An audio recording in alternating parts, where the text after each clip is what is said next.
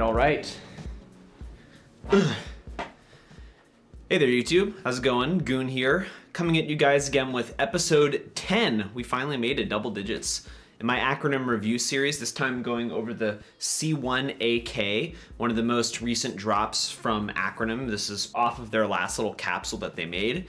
And we're going to be getting into all of the stuff that we normally check out, the details, the function, the history, how I would style it, and some pros and cons at the very end. If you guys want to see more videos that are going to start being outside of the Acronym realm, just be sure to stay tuned, subscribe, like, all that stuff.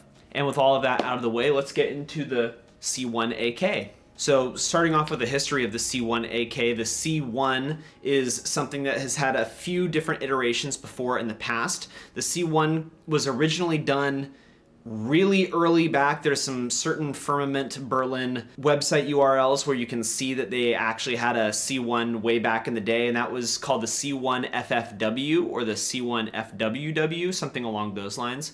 But that was a Japanese-made sweater of this same silhouette. And then the C1 to come out after that was in 2014. It was the C1BR. It was a black crew neck. It used the same details that we'll be getting into later. And that was a pretty cool piece as well. A little bit more typical in terms of Acronym construction and what they would typically do with a sweatshirt. And then there's the C1AK, which is this most recent iteration that has a really kind of unique look to it. And we'll be getting into all of the details and functions. The C1 finds itself in a relatively interesting place in regards to other Acronym garments, mainly in the fact that this is a pretty basic silhouette. It's not something incredibly elaborate like one of their jackets or some of their pant models that has functions out the wazoo.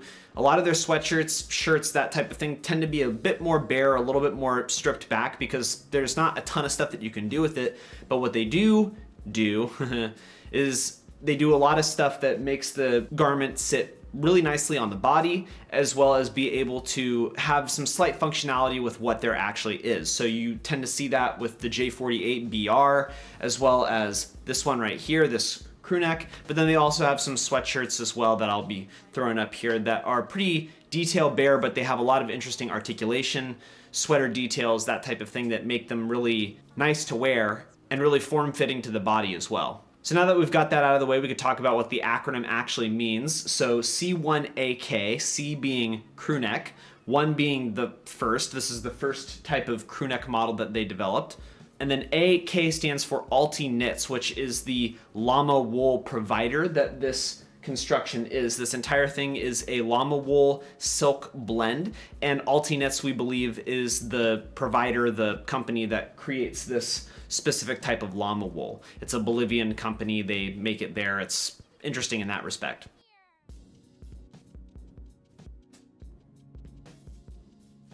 AK has shown up on a few other garments in the past, but it has not been used on this crew neck like silhouette. Some of those include some of the vests that they made, as well as some of the neck gaiters that they did, as well as a beanie, that type of thing. So as of recently, they've been using a lot more AK material, and it's interesting to see. The thing that's noticeable across a lot of the AK materials is that they tend to have a little bit of a looser gauge to them. There are some that are really tight, that are really tightly woven like the vests, but if you're looking at the neck gaiters, this sweater in particular, as well as the beanies, they tend to be a little bit more loose in terms of the gauge, allowing the body to be seen underneath. And that creates a cool little dichotomy between something where you have warmth when you need it, because this is llama wool, it's almost mohair-like in terms of materiality. It keeps you warm when you need it to, but because of the overall loose gauge that it has, you just have air that can sweep through the garment at practically any point, and it makes you, get a little bit of ventilation in there. And that's a double-edged blade. We'll be getting into that later, but that's the kind of unique quality that Acronym usually uses their AK garments with. It has this looser gauge. It's interesting in that respect. So now that we've got the acronym itself out of the way in the history, we can get into the spec sheet in details. And in an effort to try and keep some of these reviews down to a minimum, I feel like reading the entire thing out is a little bit overkill. This one is relatively light, but I still think that's a bit overkill. So I'm just going to show the description right here. You can pause it if you want.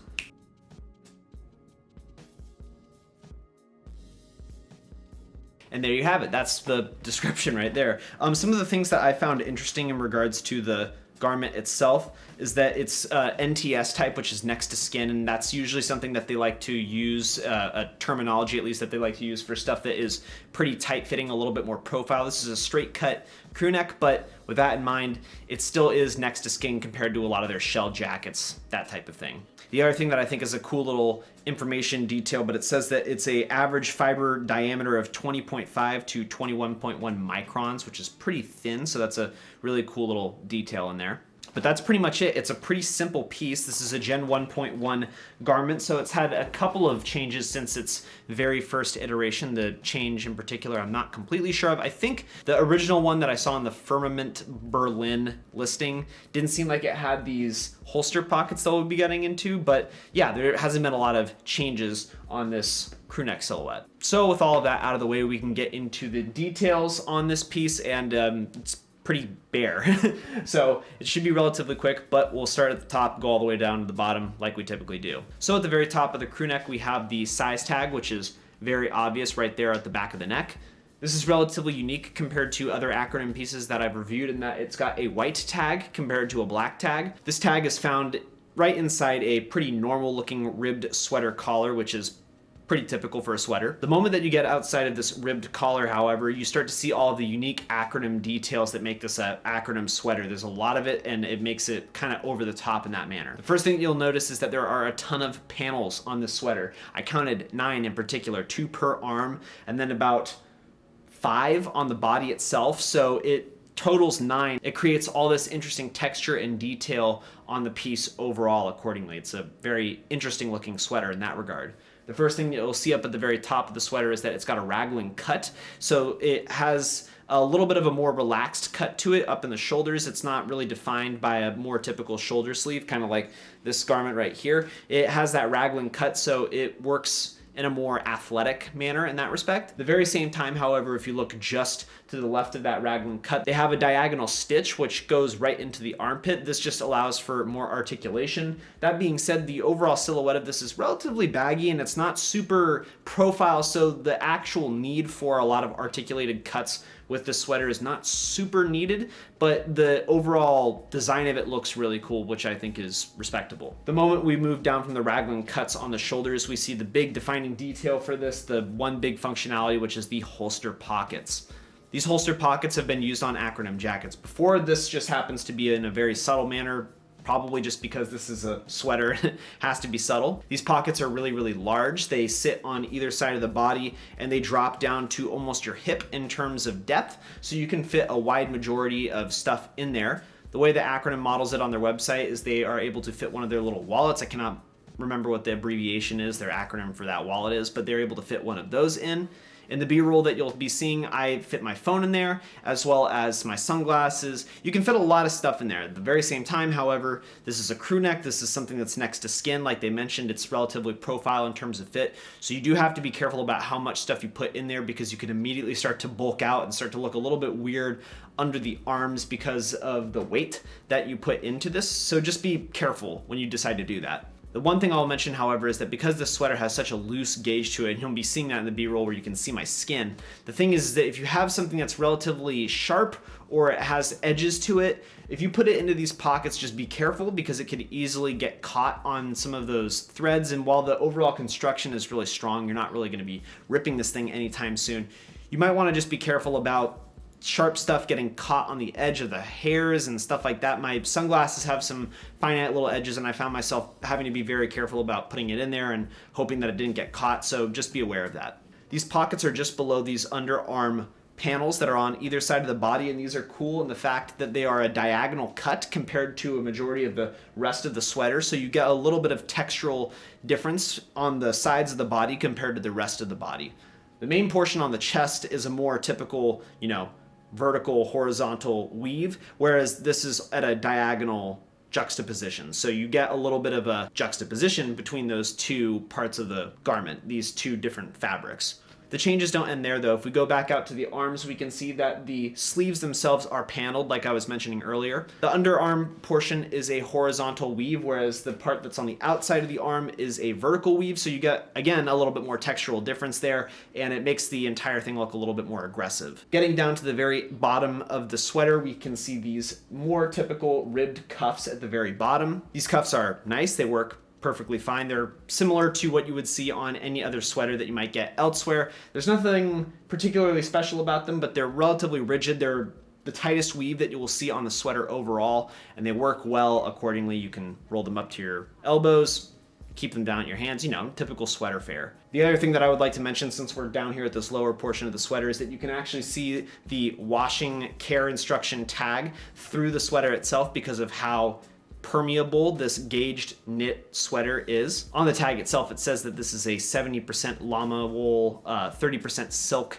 blend, so it's cool to see. But if you're nitpicky about seeing a tag through your garment itself, this might bug you, but it's there. The final detail that I want to mention is on the back of the sweater, where we actually see one of the final panels. It is just this very slight shoulder panel that goes across both of your shoulder blades.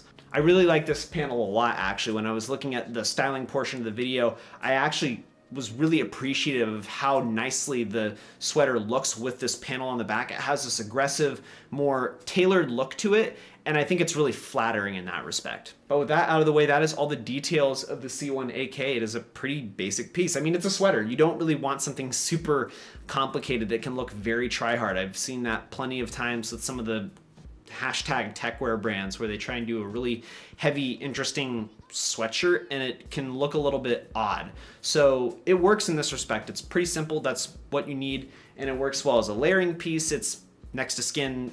That's what it is. So in terms of details, it's relatively bare, but what they are able to do in terms of implicit design functionality with all the panels, the gauging, all that type of stuff, it definitely makes it a detailed piece, just in a more subtle way. Before I get into the styling, I want to talk about the overall sizing of this piece. In the past, I've typically taken a medium when it comes to a majority of my Acronym garments, whether it's jackets or pants in particular. A medium works for me because I'm able to layer under it, but it still has a nice profile fit to my body still. The thing I will say about this sweater is that it definitely has a more long fit on me, and that could just be my size, that could just be my proportionality, but I'm about 5'9", almost 5'10", and this sweater, when I decide to pull the ribbing all the way down, goes very far under my rear. I liked to wear it with the P27s and this B-roll because it creates the most flattering silhouette, but the overall length of this is relatively long. If you're deciding to get this and you're kind of wondering what the sizing should be, I mean, it was a little bit long on me. You might want to just check the measurements on the website, but if I had the opportunity, I would have this in a size small. So with the sizing, details, all of that stuff out of the way, let's get into how I would style this piece. So for the first outfit, it's the one that I've been kind of showing off in all the B-roll here, but it's this kind of dichotomy between very typical Acronym pieces, a little bit more, you know, futuristic looking, and then something really odd and sartorial with these mules. What I've got on top is the Mikita sunglasses that everybody should be familiar with at this point. I just pretty much wear it in all my outfits. I've got the sweater, I've got the P27 HDSs on the bottom, and then I've got these Robert Clergerie mules. I really love these mules. I try and get them into as many outfits as I can, and like I've said in past videos, I live in a beach town, so having mules is nice for the beach coastal side vibe that they give off, this kind of laid back attitude that they have. But on top of that, because they are a completely black leather shoe, you can really switch it up. You can have it be something more formal that you're wearing out to dinner, or you could have it something like what we've got going on in this outfit, where you've got a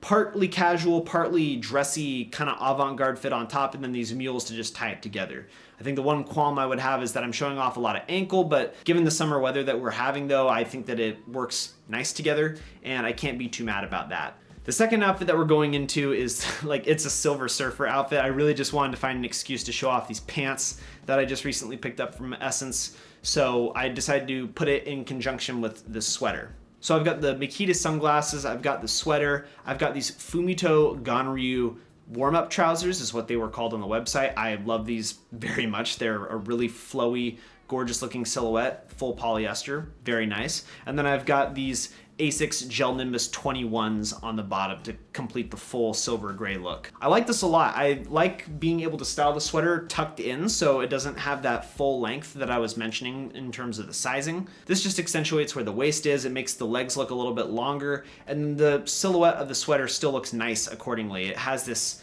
kind of cool, more profile fit to it because I was able to tuck it in a little bit. The pockets are still usable, they're just not quite as deep as they would be. I'm talking about the holster pockets, and I think that it still works really well overall, even though the silhouette's kind of cut off. This is a good fit if you're going out, if you're trying to do dinner, that type of thing. I think the all gray makes it look a little bit more casual, so if it's a, just day out type of event, I think that this outfit works better in that scenario. But I think that if you can throw a jacket on over this or something similar to a jacket, something a little bit lighter maybe, I don't know, you could dress it up in that sense as well. Then with outfit number 3, I have something that is kind of similar to outfit number 1. It's a little bit technical, it's a little bit avant-garde looking, but on top I've got these Balenciaga visor-like sunglasses. I love these very much. I've got the sweater, I've got these Uniqlo U cargos, and then I've got my Maison Margiela Chelsea boots. The thing I like about this fit overall is that the sweater kind of has this militaristic, aggressive look to it, and then in conjunction with the cargo pants as well as these leather boots that are obviously like a Chelsea boot but can also double as like a moto boot or something similar with the way that they're cut. I think it has this really interesting kind of aggressive biker look to it, but it definitely looks a little bit different from a very stereotypical biker look. The articulation on the sweater enforces this idea. The cargo pants are really baggy and big and green, so you've got that, utilitarian idea there. And then the black leather is super primo, looks really nice, paired with the sunglasses on top, which, kind of complete that aggressive look. I just like it overall for all of those reasons. This is something that I could wear if I was just, similar to the last outfit, just going out doing something casual, just, throwing something on and trying to look casual, but, a little bit elevated at the same time.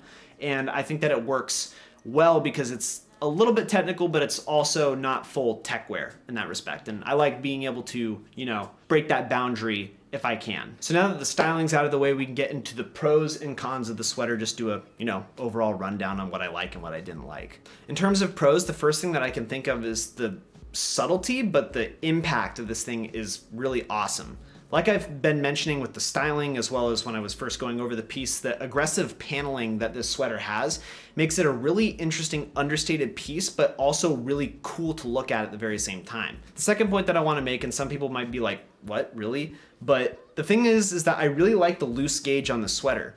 There's a couple of things that I like about it. I like the looseness in how it shows off my skin a little bit. It has this kind of sexy quality to it, which sounds ridiculous, but showing off a little bit of skin if you're a relatively athletic build or something similar is kind of cool looking.